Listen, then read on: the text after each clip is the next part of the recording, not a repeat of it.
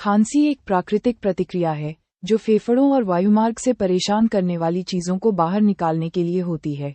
खांसी के कई कारण हो सकते हैं, जैसे कि वायरल बीमारियां जैसे कि सर्दी, जुकाम या कोरोना वायरस, एलर्जी या अस्थमा, गैस्ट्रोएसोफेगल रिफ्लक्स रोग GERD, धूम्रपान, उत्तेजक पदार्थों या प्रदूषकों के संपर्क में आना, विटामिन सी की कमी। खांसी के प्रकार। उत्पादक खांसी, इसे गीली खांसी भी कहा जाता है, इसमें बलगम या कफ निकलता है। अनुत्पादक खांसी, इसे सूखी खांसी भी कहा जाता है, इसमें बलगम या कफ नहीं निकलता। तीव्र खांसी, यह अचानक आती है और 2-3 सप्ताह तक रहती है। उपतीव्र खांसी, ये संक्रमण होने के बाद भी बना रहता है और 3-3 सप्ताह तक रह सकता है। क्रॉनिक खांसी, ये खांसी 8 सप्ताह या उससे ज्यादा समय तक रहती है। आपको कुछ हफ्तों से ज्यादा समय तक खांसी रहने पर अपने डॉक्टर से जांच करवानी चाहिए। इसका मकसद सिर्फ जानकारी देना है।